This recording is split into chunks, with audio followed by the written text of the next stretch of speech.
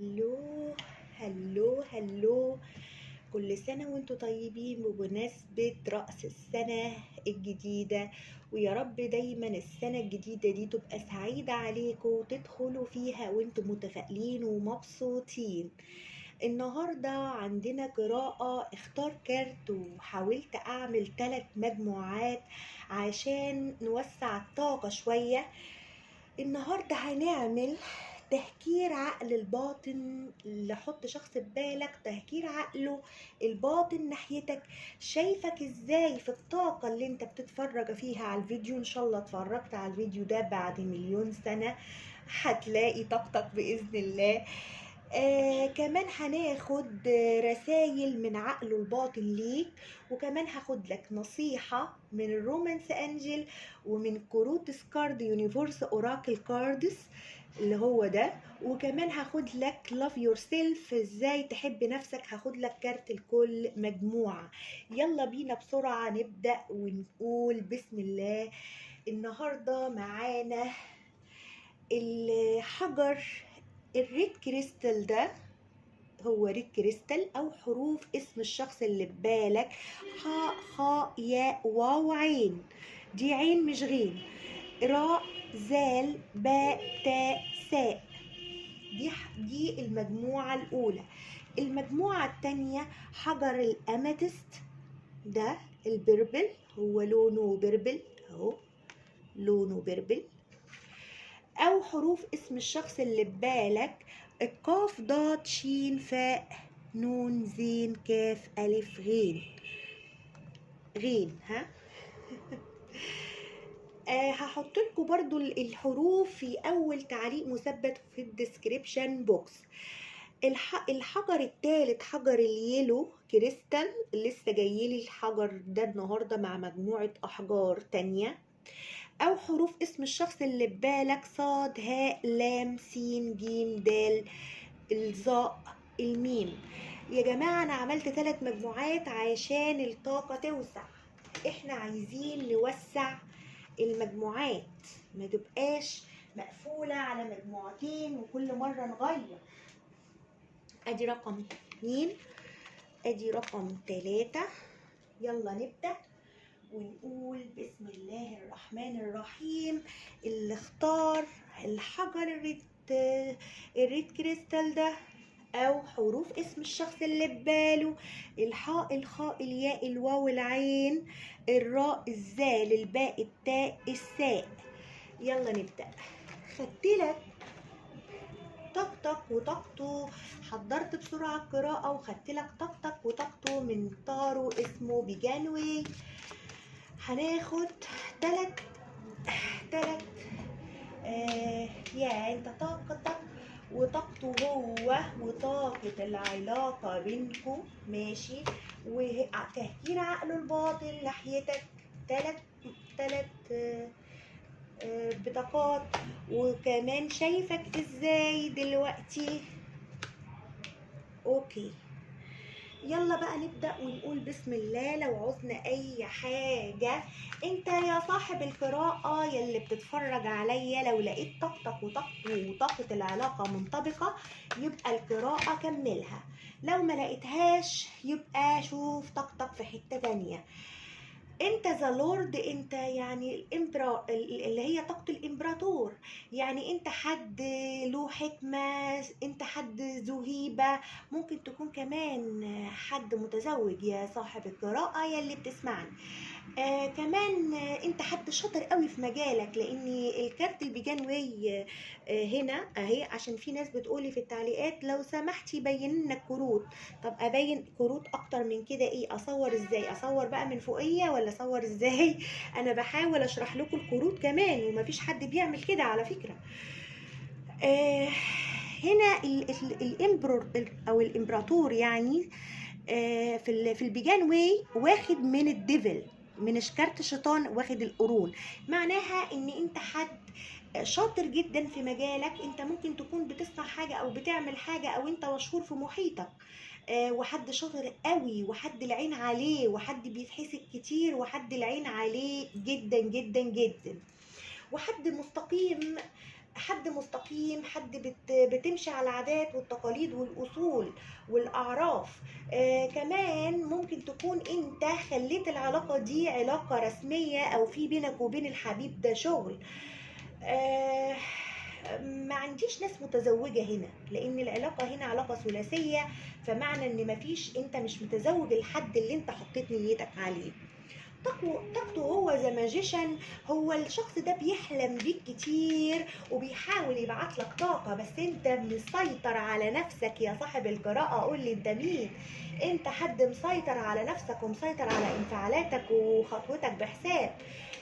بتعمل الخطوة بالأصول والعادات والتقاليد، ومهما هو يلفت نظرك ويعمل لك شو كده، ممكن بيتهرب منك أحيانا، وممكن يكون متردد تجاهك، وممكن يكون بيبعت لك طاقة وبيجذبك، وانت مش عاجبك الحال ده وواقف له.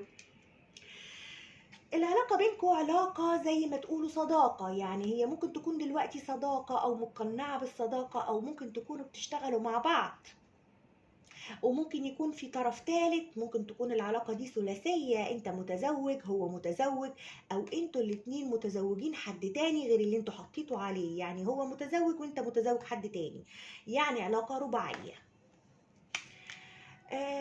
كمان العلاقة دي فيها مرح، فيها فرح، فيها بتعرفوا تتكلموا مع بعض، تقدروا تحكوا لبعض حاجات كتير.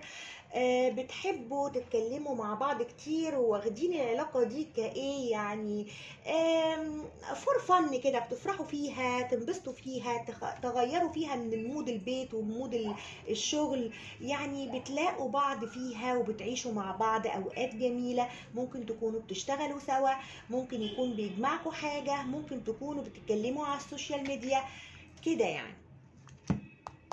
طيب، مش عايزة اوضح اكتر لان طاقتك واضحة جدا قدامي. انت مريت بتغيرات جسيمة في حياتك وصحيت من تحت الانقاض. العلاقة دلوقتي بقت علاقة رسمية فيها تواصل روحي كبير. الحد ده بيشتغل كتير قوي وساعات بيشتغل حاجة بإيده. الحد ده بيشتغل كتير قوي وساعات بيشتغل حاجة بإيده بيقضي فيها طول الوقت، وممكن يكون منشغل عنك. لو انت سنجل وهو سنجل، هو مركز على عمله، وبالرغم من كده بيناجيك في الأحلام وبيتواصل معاك روحيا. ولو هو برضو متزوج، هو بيشتغل كمان، بيشتغل وبيركز على عمله اكتر من البيت بتاعه، عشان لو انت غيران عليه من زوجته مثلا، فهو ما تقلقش، هو بيدي وقته اكتر للشغل بتاعه. طيب، هو من عقله الباطن ايه افكاره ناحيتك من عقله الباطن؟ واو، ده شايفك الحب كله. الايس اوف كابس ده بيحبك حب لا مشروط، يعني افكاره في عقله الباطن ان انت حبيبه. ايه الحب اللي وقع عليه كده شلالات، بصوا كده، شلالات الحب هبطت على دماغه، يعني هبطت على دماغه جابت اجله. كمان من عقله الباطن ان انت واو، يعني لو انت بتشتغل معاه هو شايفك انت احلى واحد في الشغل عنده، وشايفك ايه ولا العود الزان يعني، وشايفك كده ان انت بتأيد كده، بتقيد النار في جدته لما بيشوفك. عشان كده بيحاول يقفل مشاعره. التو اوف سورد اهو، ده كارت اللي هو زي البلوك كده، انه بيعمل بلوك لمشاعره، عشان بيعمل بلوك لمشاعره عشان ما يوقعش في الحب فيك وانت تسيطر عليه، لانك انت حد مسيطر، انت ذا امبرور. طب شايفك ازاي في الوقت الحالي، في الطاقة الحالية اللي احنا بنسمع فيها القراءة؟ شايفك ذا ستار، انت حد معروف، حد مشهور، ممكن تكون عندك شغل، عندك بيزنس، عندك حاجة مركز فيها، وهو بيشوفك من خلالها، وبيشوفك ايه بقى، الناس كلها عينها عليك زي الستار كده. بصوا الستار عاملة ازاي، جميلة وحلوة وأمورة يعني. وكمان شايفك ان انت الكلام معاك بيريحه قوي، وان انت يعني بتفهمه، وان انت كده بتشفي جروحه، جروح الطفولة بتاعته. ممكن يكون بيحس بالرفض لكن انت متقبله، يعني ممكن يكون هو فيه عيوب بس انت متقبله يا صاحب القراءة. الكينج اوف سورد شايفك واو، حازم وحاسم، ومش عاجبك حاجة بتقولها، يعني ممكن تديله كده في وشه ويعني اديك تقول ما خدتش، يعني ايه، تديله فوق دماغه على طول. يعني انت شايف ما بيعجبكش العجب، صعب الميراث وصعب انه يفهمك وصعب ان هو يحقق لك طلباتك، عشان كده ساعات بيبقى متردد تجاهك او متردد ياخد خطوة ناحيتك. لا انت ترفضه، لا انت تصده، لا انت تقول له لا، لا انت تقول له مش عايزه اكلمك يلا بقى. آه شايفك ده انت شايفك ملاك، ملاك وقع عليه من السما. شايفك ذا تمبرانس، كروتك حلوة جدا. شايفك انك استحملته كتير قوي، صبرت عليه كتير، انك انت عندك سلام نفسي ناحيته، ان انت مش حامل له اي حقد، اي ضغينة، اي حاجة. انت شايفك كويس جدا. ثانية واحدة كده اما اعدل كده عشان تشوفوا الكروت كويس. شايفك ان انت واو، يعني ان انت التمبرانس، يعني ملاك الصبر، صبرت عليه، استحملته، هو محدش كان بيستحمله، يعني عملت له كل حاجة. خد معاك الطاقات عشان ما ننساش الابراج. عندك كارت برج الحمل وبرج العقرب، آه وبرج طاقات مائية كمان، وعندك برج الاسد. تمام. كمان ماجيشن برج القوس، وعندك طاقات ترابية. عندك طاقات مائية حوت سرطان عقرب، طاقات نارية قوس حمل أسد، طاقات هوائية ميزان جوزاء دلو. عندك برج الدلو، برج الميزان، برج القوس. خدوا معاك في سكة حياتك. طيب دلوقتي عايزين نشوف ايه هي نصيحتك يا صاحب القراءة. بيقول لك نصيحتك يا سيدي انتاجية. بيقول لك الانتاجية، يعني بيقول لك حاول تركز أن تكون منتجا بدل من أن تكون شاغل نفسك بحاجة تانية. واضح كده يا صاحب القراءة أن أنت دايما بتسيطر على كل حاجة، فأنت عندك السيطرة دي، فده دليل على أنك عندك جرح من الجروح الخمسة. ايه هي الجروح الخمسه؟ هتقولوا لي ايه هي الجروح الخمسه يا ليلي؟ هقول لك جرح الهجر، جرح الرفض، جرح الخيانه، جرح النبذ، او اللي هو اسمه ايه يا ربي، النبذ، ماشي، اللي هو اللي زي جلد الذات كده. وجرح تاني الخامس ده جرح الظلم. انت عندك جرح منهم اسمه جرح الهجر والكنترول. عندك جرحين، الخيانه والهجر. الهجر ده بيخليك بتخاف لحد يسيبك، فانت ايه، تقعد تتمسك بالشخص وتديله قيمه اكتر من نفسك. فانت جاي يقول لك لا، ما تنشغلش بحاجه غير نفسك وبس. يعني شكلك كده ان انت بتنشغل بيه اكتر، بتقعد تراقبه اكتر، لان انا شايفاها في طاقه العلاقه. وان انت ساعات بتحس بمشاعر سلبيه، وان انت لازم تغير نفسك، وده انا معاك فيه. ولكن انشغل بنفسك زي ما هو مشغول كده وبيركز على نفسه. هو بيركز على شغله وبيركز على عمله قوي اكتر من اي حاجة. كمان جرح الخيانة. انت عندك جرح الخيانه ليه؟ هتقولي لي، قلتي لي عندي جرح الخيانه ليه؟ لانك انت الامبرور ده حد متحكم، حد مسيطر. فلما الواحد بيبقى عنده كتر السيطره وكتر التحكم في الاشياء وكتر التحكم، بيخلونا نراقب الشخص، بيخلونا نغير جدا على الشخص، بيخلونا نعمل ردات فعل عنيفه تجاه الشخص ونقول كلام مش محسوب. وكمان بيخلينا كمان نتخن. ايوه، جرح الخيانه بيتخنك من منطقه البطن، وبيخلي ما تقدرش، يعني تقدر تسيطر على نفسك او على انفعالاتك، وما تقدرش كمان تسيطر على انسياب البول. فانا بنصحكم يا جماعه تبطلوا سيطره، لان ده بيعمل انسياب في البول على مدى البعيد. انا حد يعني دارسه حاجات زي كده، فانتوا لازم تاخدوا مني النصيحه وتعملوا بيها. كمان جرح الخيانه ده بيخليك تخاف انه يخونك، ودايما تشك انه هو عنده حد تاني، وانه بيفضل حد عليك، ولو هو متزوج بتغير من الزوج والزوجه بتاعته. فاهميني؟ فحاولوا ان انتوا تطلقوا ايديكم لاي حاجه. بيقول لك لو هي لك فهتعود لك، يعني اطلق الطير كده، لو جه لك تاني هيبقى ليك. صح ولا لا؟ انتوا بقى بتحبوا تاخدوا الحاجه وتحطوها في القفص قدامكم، ان شاء الله بقى الحاجه دي تحزن. لا، هو ده مش الحب الصح. الحب الصح ان انا اطلق عنان الحاجه، اسيبها وهي هترجع لي لوحدها، ما سيطرش عليها ولا احاول ان انا اتدخل في القدر. بيبقى في حاجات دي توقيتات الهيه. ماشي يا جماعه. تاني حاجة بيقول لك بالحب النفس، بيقول لك ايه؟ بيقول لك تركت نوري، تركت نوري لكي ابتهج في كياني. يعني سيب، زي ما انا لسه بقول لك ايه، سيب اي حاجة عايزها اتركها. ساعتها بقى هتحس بالنور الداخلي ده، هيطلع يعمل لك ايه بقى؟ اما نشوف الكلام اللي ورا. بيقول لك استمتع بحقيقة وجودي وايه وتقبله، ماشي، على انه كذلك، ولما تقبل نفسي هيكون الحاجة اللي انا عايزها. يعني ان انا اتقبل الوضع على ما هو عليه، ما اعترضش على حكمة ربنا، ماشي، واسيب كده الامر على الله، وما اعملش اي حاجة خالص في حياتي كده هوت غير ان انا اقعد مطمئن، قاعد كده زي ما هو شايفني، تمبرنس، قاعد عندي سلام نفسي، شخص متوازن.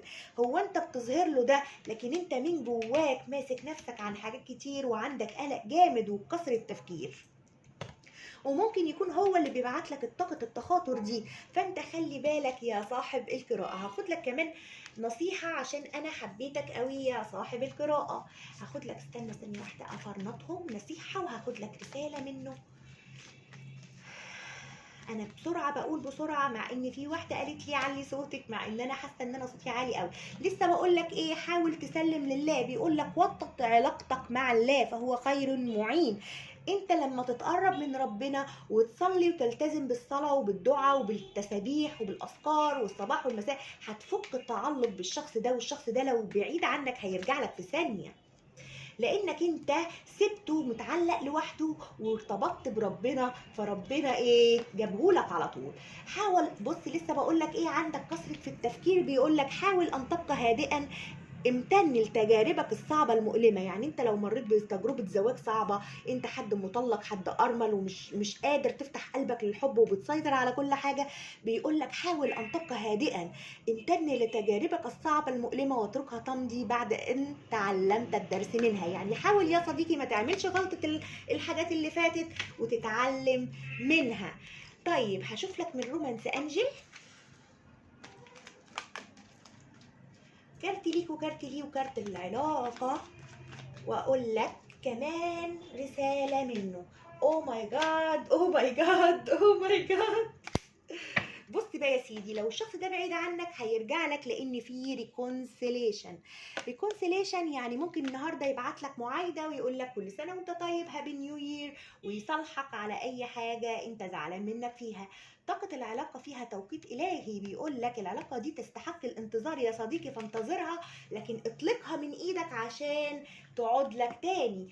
بيقول لك حاول تبص للصورة الكبيرة، لان بي اتنشن تو ذا ريد فلاج، يعني بص للعلامات الحمراء. لو هي علاقه صعبه، من العلاقات الروحيه الصعبه اللي هي فيها انت متزوج هو متزوج، انتوا الاتنين متزوجين حد تاني غير بعض، فده بيقول لك بص للصوره الكبيره. حاول تعرف العلاقه دي تقدر تتحقق، لو مش هتقدر تتحقق سيبها بقى على الله، وما تقعدش تفكر كتير، وسلم لله. يعني لازم مرحله التسليم.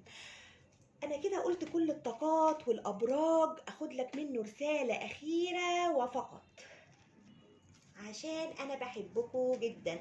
واصل حياتك لانني لا اعرف حقا متى اكون مستعدا لاجلك. يعني هو حتى بيقول لك ركز يا ابني على نفسك، انا مش عارف انا هجيلك امتى. يعني ساعات بيجيلك وساعات لا، وساعات بتلاقيه متردد تجاهك، فهو مش عارف. كل ما تشتغل على نفسك كل ما تجذب الشخص ده يا صديقي. لا تعرف ما امر به الان، ارجو ان تتفهم الامر. واضح ان هو عنده شغل كتير، عنده حاجات مركز عليها، فهو مش عارف يجيلك دلوقتي. بيقول لك يعني هو بيقول لك اخترت ان اكون مع شخص اخر الان، لان ذلك اسهل في التعامل معه في هذا الوقت. يعني لو هو حد متزوج، اختار الزوج او الزوجه دلوقتي، وسابك دلوقتي تشتغل على نفسك عشان يجيلك تاني. يعني لا تقلق ابدا، لا تقلق ابدا. الموضوع في الاخر في النهايه هي قراءة عامة، خد ما لك واترك ما ليس لك. واللي عايز قراءة خاصة يتواصل معايا على رقمين الواتساب اللي انا حطاهم في اول تعليق مثبت وفي لمحة القناة، وفي الوصف ان شاء الله. اشوفكم على الف خير. انا قلت كل الطاقات والابراج. هلم بسرعه، انا ما بعرفش اعمل مونتاج يا جماعه، قلت الكلام ده كذا مره، انا ما بعرفش اعمل مونتاج، فمعلش سامحوني. عشان كده رحت انا بسرعه بسرعه بسرعه شلت الايه الحاجه اهو بسرعه بسرعه بسرعه.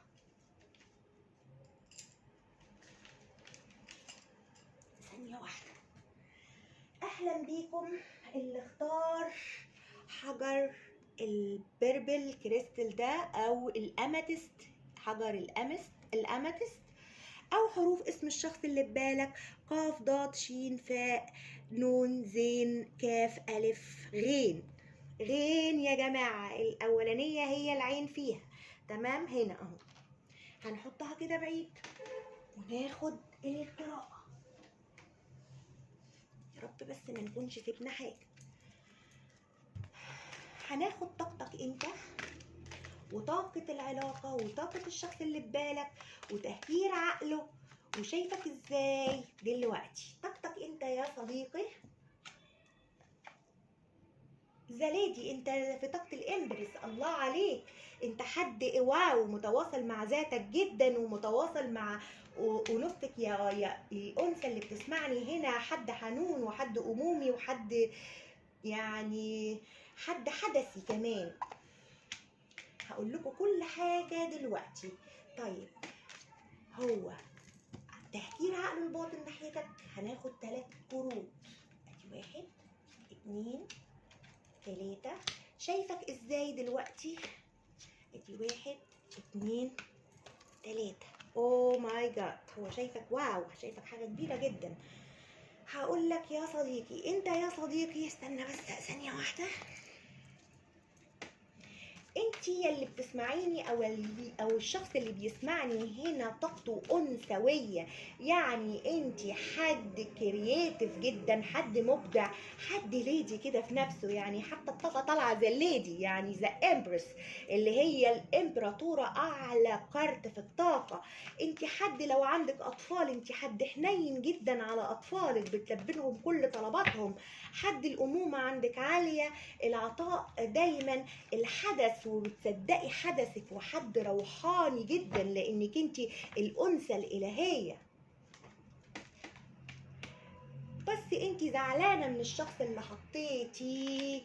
حطيتي نيتك عليه، ودلوقتي ممكن تكون طاقة العلاقة انتوا الاتنين مختفيين عن بعض. ممكن تكوني متضايقة انه ما بعتلكيش رسالة وقالك هابي نيو يير، ممكن او ممكن تكوني زعلانه منه ورافضه اي حاجه منه، ورافضه تكلميه، ورافضه كمان عروض تانية من اي حد حواليكي. وممكن تكوني برضو متزوجه وعندك اطفال وبتراعيهم، وانت حطيتي مثلا في نيتك الزوج، او حطيتي في نيتك حد تاني غير الزوج اللي انت متزوجاه. هو بقى حد انباس، هو حد زيك على فكرة، حد شخص متعاطف بس قلبه يا عيني مقفول. ممكن يكون كان عنده جروح في الطفولة يعني وقلبه مكسور من علاقات سابقة، بس هو بيحبك جدا كمان، بيحبك حب حزين، حب مش عارف يحققه على أرض الواقع، وبيحلم بيكي دايما، وبيبعتلك طاقة تخاطرية في الأحلام ليكي يلي بتسمعني. لك رسالة في المجموعة الأولى، لأن كانت نفس طاقة الشخص اللي كان هنا، يعني اللي كانوا حاطين نيتهم عليه. برنسس اوف ووند، العلاقة دلوقتي علاقة فيها كبرياء، فيها شموخ، حاسين انتوا الاتنين ان كرامتكم جت على، يعني انت حاسه ان انت جيتي على كرامتك في العلاقه دي، وهو كمان حاسس بنفس الحكايه. العلاقه فيها ايجو دلوقتي، وفيها عند كبير، وفيها اختفاء من الطرفين، وفيها تواصل روحي كبير بينكم انتوا الاتنين، وفيها اسرار، وممكن تكون علاقه سريه يعني ما حدش يعرف عنها حاجه، او علاقه يعني مختبئه عن المحيط. لو طاقتك هي وطاقة الشخص، كمل معايا القراءة يا صاحب القراءة. ايه بقى عقل الباطن للشخص ده؟ الكينج اوف كابس. بصوا اهو، يعني واو، عايز يقولك انا بحبك قوي، بس المشكلة بقى ان الكينج اوف كابس شخص تقيل ما بيحبش يعمل خطوة بسهولة. بصوا قاعد في البحر ازاي، عامل ازاي، قاعد في البحر بتاعه، ولا على باله بقى انت ترن، انت تزن، انت تقول. هو حبه ناضج، مش بيعمل اي حاجة، وحبه مش لا مشروط. يعني حب الام والاب وحبه ناضج، مش بسهولة يعمل خطوة، مش بسهولة يعبر عن حبه. ايه كمان؟ 6 اوف ووند. واو. شايف يعني لو انت مثلا سنجل وهو سنجل، بيفتخر بيكي جدا قدام الناس، وحاسس ان هو فخور بيكي قوي، وان انت محققه انجازات كتيره في حياته، في حياتك، وانك كمان ممكن تكوني انتصرتي عليه في حاجه. وفرحان بيكي، وحاسس ان الناس بتبص عليكي، وحاسس ان انتي واو، يعني ليكي معجبين كتير، والناس كلها بتسمع كلامك وبتاخد بنصايحك. شوفي السكس اوف ووند هنا مش زي الرايدر ويت، يعني مش زي الراجل اللي راكب على الحصان والناس حواليه، لا ده هو جنبك اهو. انتي ست حلوه جميله، واخده بالك من نفسك، طاقه انثويه انتي طالعالي، وتقريبا هو طاقه ذكوريه. تقريبا انت كده قاعده في جنينتك كده. بصي الجنينه جميله ازاي. كمان حواليكي اهو عباد الشمس، وبتكلمي الطبيعه وبتكلمي الزهور، يعني حاسس ان انت حد مختلف جدا عن اي حد شافه قبل كده. وحد كمان، حد كمان متصل جدا بروحه الداخليه، ومتصل بحدثه، ومتصل بالطبيعه حواليه. انت حد مش سهل بقى، قولولي انت مين. شايفك كمان القمر، شايفك يا لهوي، انت بان عليكي حد زي القمر، واخده بالك من نفسك، كل يوم حاجه جديده، كل يوم حاجه جميله. فشايفك ان انت واو، ان انت زي القمر، ووشك عامل زي وش البدر. وبالرغم من كده كمان حاسس بتواصل روحي كبير معاكي، لدرجه انه بيخاف منك، بيخاف منك، بتقريه من غير ما يتكلم، بتحسي بيه من غير ما يقول. فدي حاجة بترعبه وبتخليه يتجنن. حاجة كمان لما تكون في تفكير العقل الباطن بتاعه القمر، معناها انه اللي هو انت مسببه له مخاوف يا عيني، مرعوب منك. مرعوب منك جدا فعلا، بتحسسيه ان انت بتكشفيه، عامله زي الكشاف كده لما بيجي في حته ضلمه، بتكشفي بنورك الداخلي على اللي جواه، فهو بيخاف ويهرب. طيب شايفك ازاي دلوقتي بقى يا عسل؟ قولوا لي بقى انت شايفك ازاي؟ الناين اوف ووند، شايفك ان انت متضايقه، خايفه، واخده منك حذره، خايفه منه يقرب تاني في حياتك، او يعمل لك حاجه، او يكلمك، فانت خايفه منه، عامله حذر. بصوا كده البنت دي كانها استنفذت من كتر العطاء، فقعدت تهدى شويه، وعامله حدود حواليها. ومش بس عامله حدود منه هو بس، ده انت عامله حدود شخصيه بينك وبين الجميع، او بينك وبين المحيط. السيفن اوف كابس عندك، شايفك ان انت حواليكي ناس كتير. بصوا كده، شوفوا الست الحلوه دي، بصوا اهي، استني شوفي في الكاميرا. شايفين الست الحلوة دي حواليها حاجات كتير، كاسات وحاجات، عندها تعدد في الخيارات، عندها اوبشنات كتير، بس هي واقفة محتارة تجاهه، مترددة ومش عارفة تختار. يعني شايفك مترددة، مش عارفة تختاري. يعني لو انت عندك زواج وهو مثلا بتكرشي عليه، فشايفك ان انت اصلا مش عارفة تختاري، ولا عارفة تختاريه هو، ولا عارفة تختاري الزوج. لو انت سنجل ومش لسه بينكوا حاجة، وبينكوا مثلا عمل، او بتشوفوا بعض في العمل او كده، حاسس ان انت عندك اوبشن كتير غيره، وان هو يعني ولا في دماغك، وان هو اخر اهتماماتك، وعندك خيارات تانية ومش صبة طاقتك عليه. وده برافو عليكي. انا عايزه اعرف انت مين، اكتبي لي تعليق وقولي لي انت مين.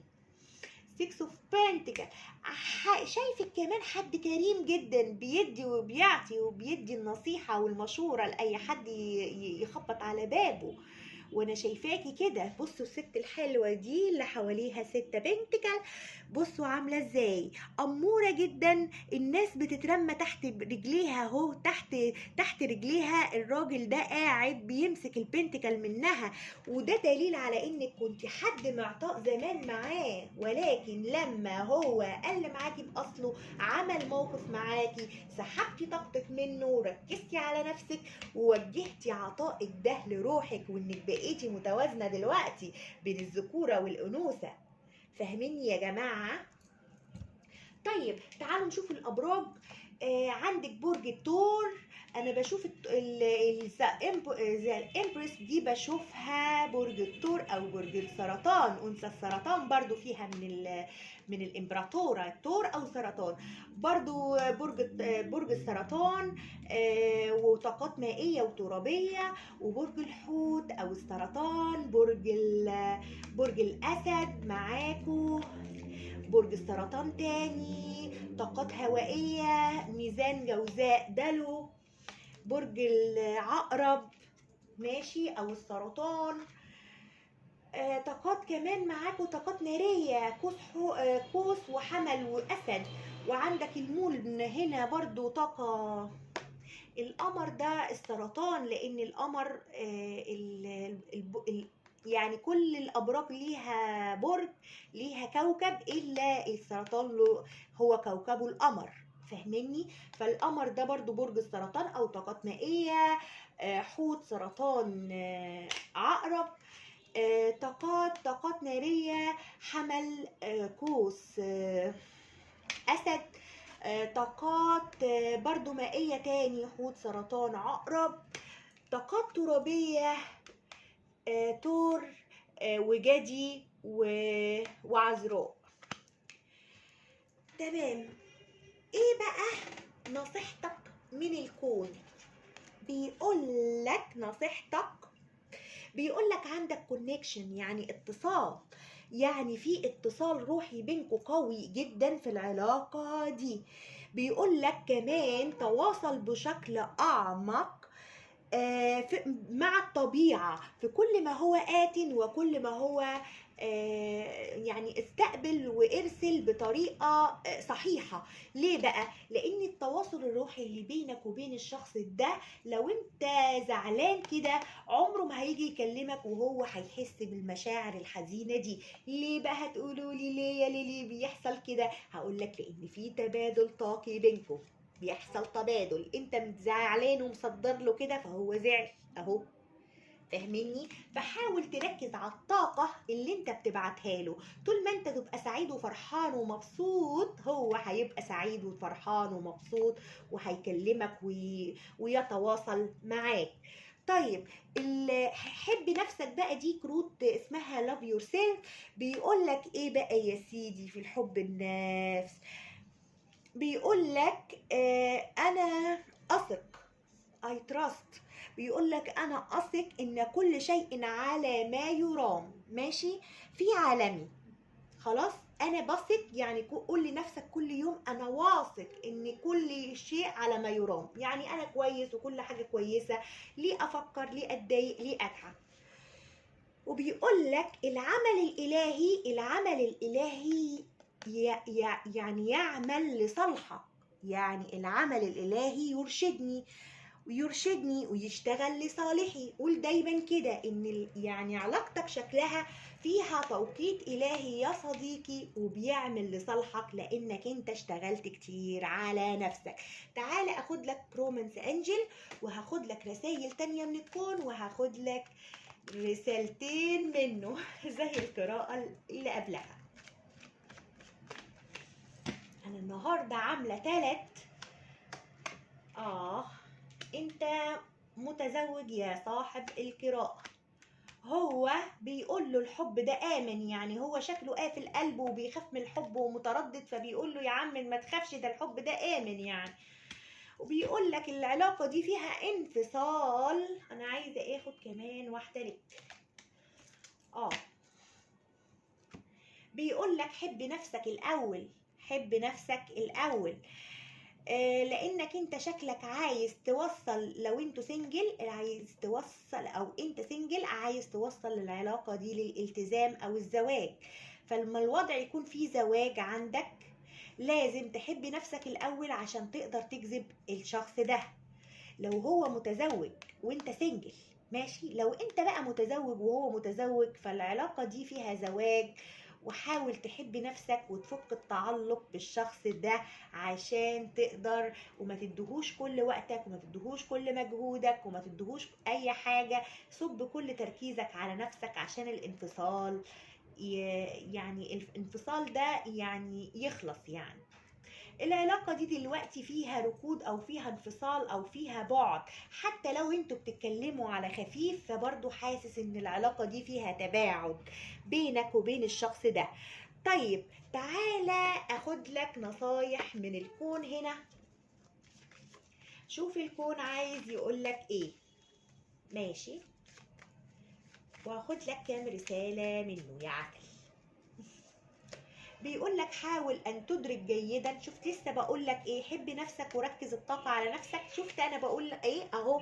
حاول ان تدرك جيدا مع من تشارك وقتك وطاقتك، ولا تسمح للطاقات السلبيه باختراقك.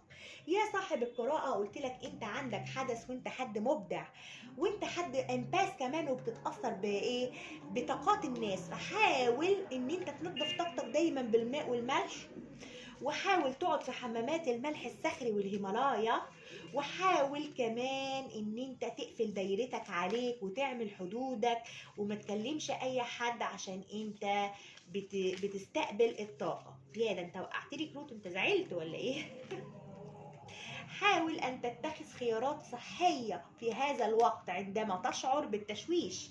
يعني أول ما تحس إن أنت شعرت بالتشويش، وممكن تقعد تنعزل كده شوية لوحدك، تقعد في الكومفورت زون بتاعتك، تشوف حاجة تانية تعملها، وما تصبش اهتمامك ولا تفكر ولا تزعل ولا تزعل نفسك. تحقق من الطريقة التي تمارس بها حياتك اليومية، وإعطاء الأولوية لأحد، للتوقف مؤقتا، لإسقاط كل شيء لم يعد يخدمك. يعني حاول برضو زي ما قالك، حاول تدرك انت بتشارك وقتك ولا تسمح للطاقات السلبية باختراقك. فهو بيقولك برضو حاول تشوف ايه الأولوية عندك وتعمله. يعني حاجة لنفسك الأول تعملها، وبعدين الناس. حاجة لنفسك الأول وبعدين الشخص اللي انت حبيته ده. يعني ما تركزش على الشخص ده ابدا يا صاحب القراءة، هو عايز يقول لك كده. طب ثانية واحدة بقى نشوف رسالة منه. احنا مش عايزين رسائل تقع، احنا عايزين رسائل تختلف على الرسائل التانية. بيقول لك انا اصبحت شخص افضل، أنا آسف جدا عن كل الأخطاء، سامحني، لا أريد أن أجرحك مرة أخرى. تقريبا هو حاسس إنه زعلك، حاسس إنه جرحك، فبيقولك أنا آسف على أي حاجة أنا عملتها فيك، وسامحني، وأنا مش هجيلك وأصبح شخص أفضل إلا لما إيه؟ إلا لما أتغير الأول عشان ما أجرحكش مرة تانية. بحاول الله أعطي أي ردة فعل عندما يكلمني الناس عنك. تقريبا كده إن أنت سمعت من حد أو كده إن هو بيتكلم عنك أو كده، فأنت اتضايقت منه. ممكن هو بيقول لك والله أنا عمري ما اديت ردة فعل لما حد بيكلمني عنك، ولا عمري جبت سيرتك. يعني ما تخافش، لا تقلق، أريدك من أكتر من أي شيء في العالم. يا رب يكون عجبتك القراءة، ما تستخسرش فيا اللايك. لو عجبتك القراءة يا ريت تعمل لي لايك وتفعل زر الجرس عشان يجيلك مني كل جديد. وهابي نيو يير. ولو دي طبعا يا جماعة قراءة عامة، خد ما لك واترك ما ليس لك.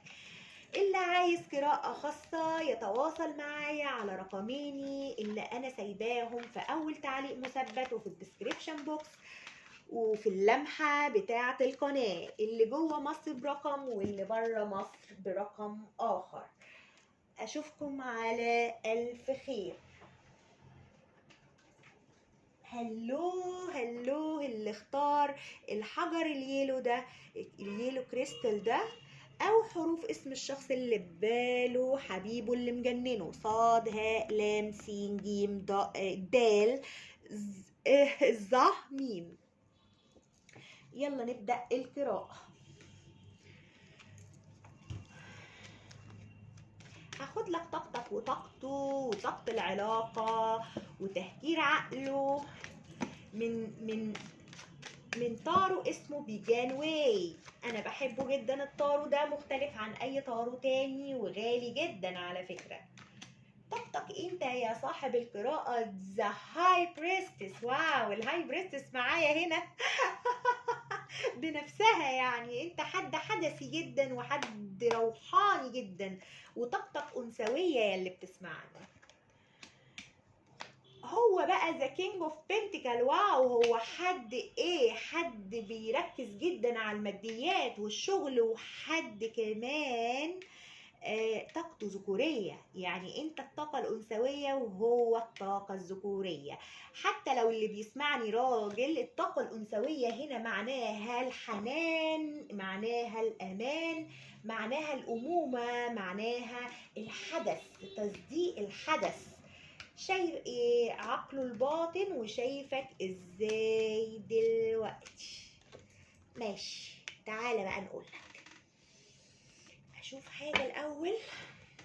انت الهاي بريستس، انت ممكن تكون مختفي عن الشخص اللي في بالك ومش عايز تظهر له اي حاجة خالص عنك، وهو بقى شكله بيراقبك وهيتجنن وقاعد مستنيك. العلاقة بينكو ذا صن، يعني علاقة تحسوا انها علاقة سعيدة، علاقة ايجابية، انتوا الاتنين بتفرحوا مع بعض، بتبتهجوا مع بعض، بتنوروا، بتشعوا مع بعض، انتوا الاتنين بتكملوا بعض. انت الطاقة الانثوية وهو الطاقة الذكورية. ممكن تكون سبته يا صاحب القراءة وقطعت معاه في الوقت الحالي، لاني شايفاك الايت اوف كابس. يعني انت لما حسيت ان هو ممكن يكون دخل طرف ثالث عليك، سبته ومشيت من العلاقة. هو بقى هو ممكن يكون حد متزوج، هو حد متزوج، حد مسؤول، حد عنده بيزنس، عنده حاجة خاصة، راجل أعمال، حد مقتدر في الماديات. ولكن العلاقة دي علاقة ثلاثية، يعني هو عنده طرف ثالث، حد متزوج. لا إما هو متزوج، لا إما أنت يلي بتسمعني متزوج، أو ممكن أنت سنجل هو متزوج، أو هو سنجل وأنت متزوج. بس دلوقتي هو أنت حاسس إنه هو دخل طرف ثالث أو عرف حد عليك، عشان كده أنت سبت العلاقة ومشيت وقطعت معاه، بالرغم من إنك عشت حاجة كويسة معاه، وعايش كنت ذكريات معاه كويسة، وكنت بتشعر بالمرح والفرح والسعادة مع الشخص ده.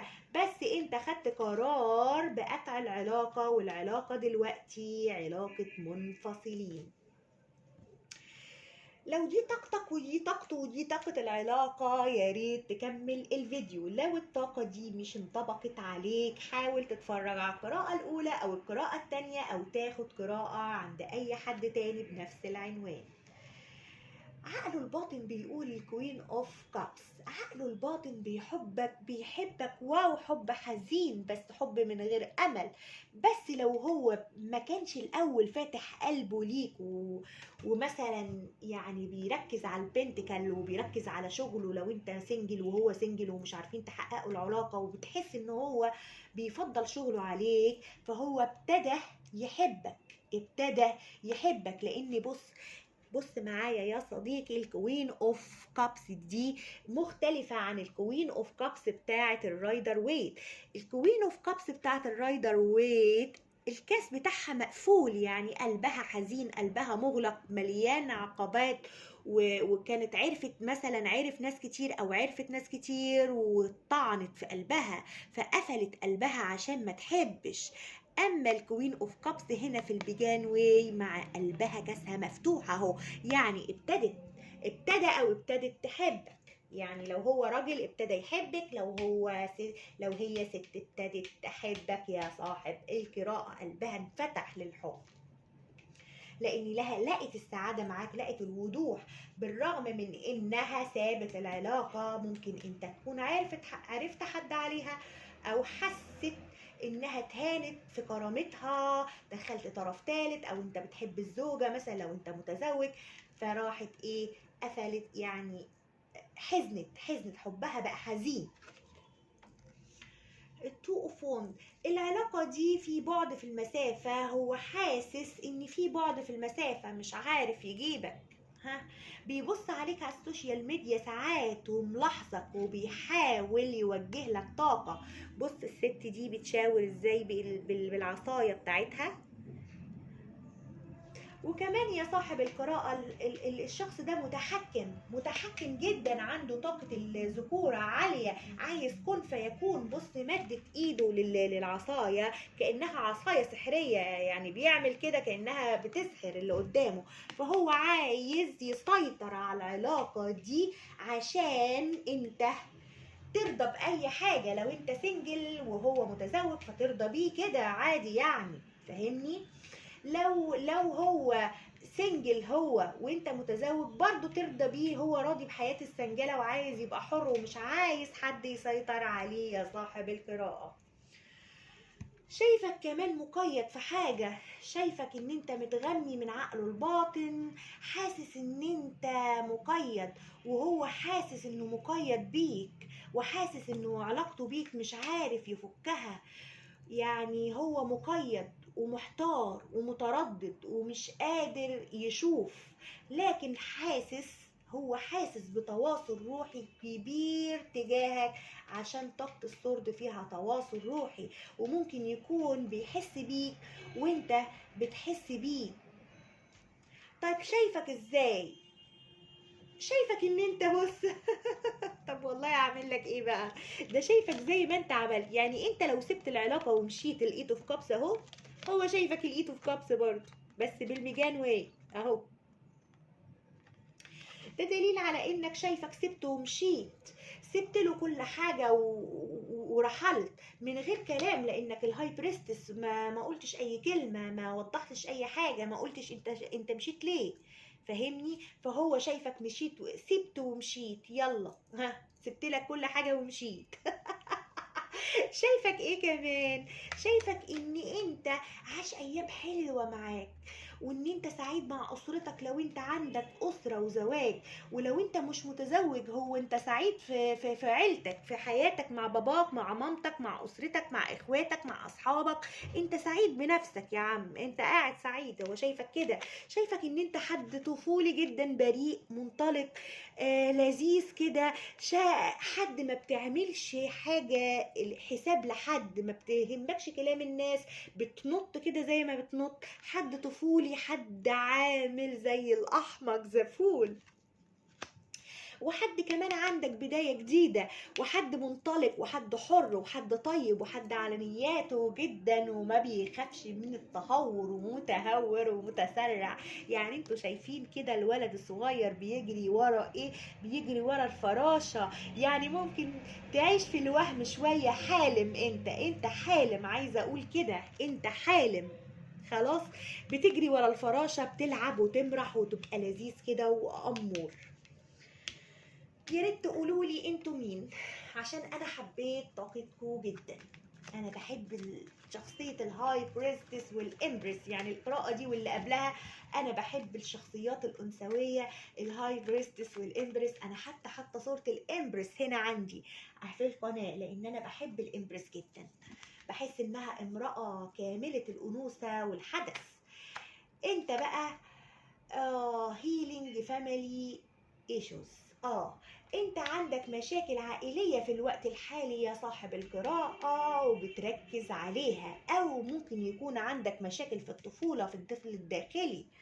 انت عندك مشاكل في الطفولة في الطفل الداخلي، ممكن تكون اتربيت في أسرة فيها انفصال او حسيت بفقد من احد الابوين، وده اللي بيخليك غامض ومختفي ومبتعد عن الحبيب ده، وبيخليك كمان تمشي من العلاقة وتسيبها لما تحس ان انت مش واخد وضعك فيها. طيب هو بقى يا ده هو بيحبك جدا على فكرة، شايفك this could be the one، يعني الشخص المثالي المقدر له، الشخص المثالي المقدر له.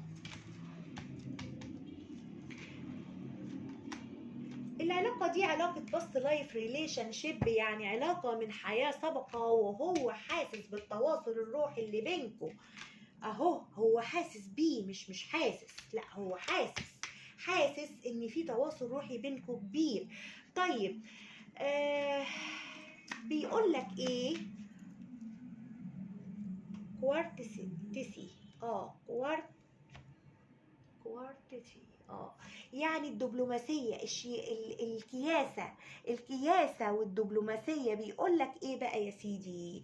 بيقول لك كل الابواب مفتوحة للمجاملة. كل الابواب، يعني حاول تبقى دبلوماسي معاه، ما تبقاش تاخد الامور بصفة شخصية، لانك شكلك بتاخد الامور بصفة شخصية.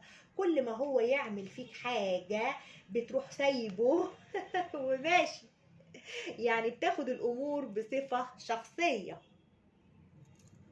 طيب كروت حب النفس بتقول لك هارموني بقى، يعني بيقول لك ايه بقى يا سيدي؟ كل شخص هو جزء من الكل متناغم. كل شخص هو جزء من الكل متناغم. يعني حاول، يعني عايز يقول لك انك انت الطاقة أنثوية، هو طاقة ذكورية، ففي كيمياء، في تناغم. يعني مش كل واحد لوحده، انتوا الاتنين بتكملوا بعض، عايزة اقول كده. طب بيقول لك ايه تاني؟ بالفرح ادرك كمالي وكمال الحياة. يعني ما حاولش اصدر طاقة وحشة فهو توصل له طاقة وحشة فيعيش حزين ومتضايق. فانت حاول تبص للطاقة اللي انت بتصدرها له يا صاحب القراءة.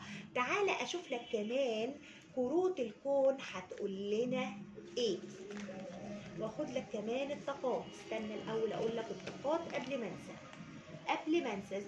الهاي بريستس انا بشوفها برج الحوت او السرطان.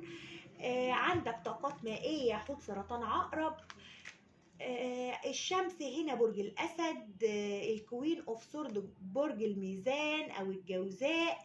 عندك طاقات نارية، قوس حمل اسد، طاقات نارية. جوزاء ميزان دلو.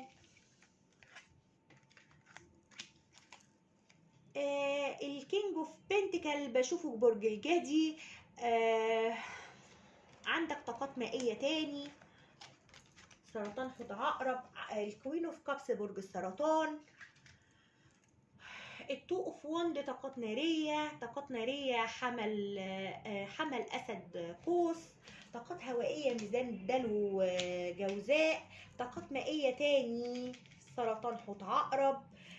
التين اوف كابس طاقات برضو مائية، الزفول برج الحمل.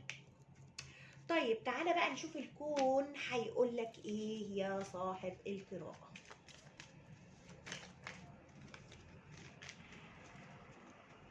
حاولوا تكبروا الشاشة عشان تشوفوا الكروت كويس، عشان في ناس كتبت لي تعليقات لو سمحتي تحطي لنا الكاميرا على الكروت. افرض انا مثلا مش عندي مكان غير المكان ده ومش عارفة اصور غير في جهة معينة. يعني يا جماعة فتحوا عقلكم، يعني حاولوا تكبروا الشاشة عشان تشوفوا الكروت، صح ولا لأ؟ بيقول لك تحقق من الطريقة التي تمارس بها حياتك اليومية وإعطاء الأولوية لأحد الوقت للتوقف مؤقتا لإسقاط كل شيء لم يعد يخدمك. ليك رسالة في المجموعة 2 لأنه طلعت للمجموعة التانية. بيقول لك حاول ما تهدرش وقتك على المحيط، وحاول تركز على نفسك وما تركزش برضو على الشخص ده. إن طريقك نحو النمو والتطور مدعوم بقوة التحول والتغيير. ستظهر على السطح الجروح والظلال والديون الكرمية التي لا يزال عليك معالجتها. يعني مثلا انت لو في علاقة قبل كده ومتضايق من الحب وبتخاف من العلاقات وبتمشي وبتهرب، فبيقول لك لازم بيحصل ده وبيجيب لك حد، يعني ربنا بيحط في طريقك حد عشان الجروح دي تظهر فانت تعالجها. فما تخافش ولا تقلق، من العلاقات الكرمية او العلاقات اللي فيها تواصل روحي، لانها من نوع العلاقات اللي بتطهر الشخص من الجروح ومن الحاجات اللي محتاجة شفاء. يعني طول عمرك عايش من غير شفاء، يجي لك يعني يجي ربنا مثلا يحط لك في طريقك توأم شعلة ولا توأم روح، فانت يبهدلك، يعني بيبهدلك حرفيا، يخليك تقعد تلف حوالين نفسك وتبقى شخص افضل من النسخة القديمة. فما تخافش، ما تزعلش، بكرة تقول يا سلام، ياه ده كانت ايام حلوة قوي وجميلة يعني، وتضحك عليها. فاهمني؟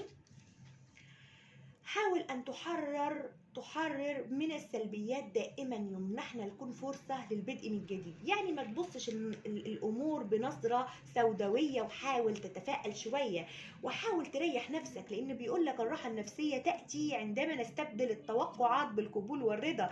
يعني أنت متوقع حاجة من الشخص ده، دايما اعتمد ان انت ما تتوقعش حاجة من حد، انت اعمل الحاجة وما تتوقعش مقابلها، لانك انت لو توقعت هيجي عكس توقعاتك يا صديقي. فانت تقبل ده، تقبله بصدر رحب جدا، وما تاخدش كل حاجة شخصية، لانك انت شكلك بتاخد حاجة بطريقة شخصية، وده اللي بيخليك تهرب من العلاقة او تسيبها في منتصف الطريق وتمشي. طب تعالى اجيب لك منه كام رسالة زي المجموعة الاولى والثانية. ولو عجبك الفيديو يا ريت تعمل لي لايك، لو عجبك الفيديو يا ريت تعمل لي لايك وانا بغلط يا جماعه ليه مش عارفه. يا ريت تعمل لي لايك وتشترك في القناه وتفعل زر الجرس عشان يجيلك مني كل جديد. وفي النهايه هقول لكم دي قراءه عامه، خد مالك واترك ما ليس لك. القراءه الخاصه بس هي اللي بتبقى منطبقه 95% او 100%، لكن دي 75 85 بالكتير قوي، على حسب شطارة القارئ وعلى حسب ما انت وصلت طاقتك ليا ولا لا. بيقول لك لقد انهيت علاقتنا لانه كان لدي اشياء اخرى احتاج الى بعض الوقت فقط. شكلك كده انت سبته لما حسيت ان هو منشغل عنك بحاجة، فانت سبته ومشيت. ماشي. فهو بيقول لك والله انا نهيت علاقتنا دلوقتي، سبتها يعني متوقفه دلوقتي وعملت لها انفصال. ليه؟ لان انا ركزت على اموري العمليه شويه، او اموري الماديه، او ركزت على نفسي، او انشغلت بحاجات تانية. أشتاق أن أمسك يديك، يا سلام يا سلام، مرة أخرى، وعندما أفعل لم أتركك تمضي أبدا، أنت لي للأبد، أنت أبدي. بان عليكم إن أنتوا اتقابلتوا، مسكتوا إيد بعض، شفتوا بعض، هو بقى مفتقد ده منك. أريد أن نتعاون سويا بطريقة مادية، لأننا ثنائي رائع، نحن فريق عمل رائع. هو شكله بيحب، عايز يعمل حاجة مادية، هو شكله أصلا مستقر ماديا جدا، لأن هو كان الكينج اوف بنتكل. يعني هو نفسه يتقدم لك حاجة، يساعدك في حاجة، تشتغلوا سوا، تعملوا مشروع سوا، هو نفسه في كده. أشياء كثيرة تذكرني بك يا صديقي. يا صديقي دي من عندي. بيقول لك أشياء كثيرة تذكرني بك. صدق أنا عايزة أخد لك واحدة كمان، مش عارفة ليه، مع اني خدت لهم هم 4، بس هاخد لك انت واحده كمان. يوجد صراع في داخلي، قلبي يقول شيئا وعقلي شيئا اخر. هو شكله فعلا متردد، ساعات بيتردد لانه بيحس ان العلاقه دي صعبه، او انت حد مختلف عن طبيعه الناس اللي هو يعرفها. انت حد طالع لي يا صديقي في طاقه الهاي بريستس، يعني حد حدثي، حد من النوع اللي هو بيحس بالاشياء قبل ما تحصل، بيشوف حاجات في الاحلام وبتتحقق. فهو خايف منك حضرتك، يعني هو طاقته ماديه جدا، هو حد بنتكل، هو طاقه ماديه، يعني هو الكينج اوف بنتكل نفسه طالع لنا. فهو طبعا مختلف عنك عن طبيعه تفكيرك. مش مهم يكون مختلف في طبيعه البلاد، ولا في بينكم بحار، ولا في بينكم عادات وتقاليد ولا كده. هو مختلف عن الطبيعه اللي هو عارفها، هو متعارف، هو حد حسي، حد بيحب اللمس والاحساس وكده. انت حد احساس، انت بتحس بروحك، هو بيحس بعقله، بايديه بيلمس الحاجه، لازم يلمسها ويحسها الاول قبل ما تمر عليه. فاهمني؟ ولو لقاك انت حد كويس وحس بيك هيحبك. تفكيره عقلاني وانت تفكيرك انت حد متواصل مع روحك. فطبعا طبيعه مختلفه تماما بين الاتنين. فبيقول لك يعني لو عجبك بقى الفيديو يا ريت تعمل لي لايك وتفعل زر الجرس عشان يجيلك مني كل جديد. وهابي نيو يير، اشوفكم على الف خير. يا ريت تكتبوا لي كومنتات وتشتركوا في القناه وتقولوا لي لو عجبتكم القراءه، ولو في اي اقتراحات للقراءة الجاية اكتبوها لي في التعليقات، وانا هاخد التعليقات واعمل لكم قراءة باللي انتوا قلتوه. شكرا جدا.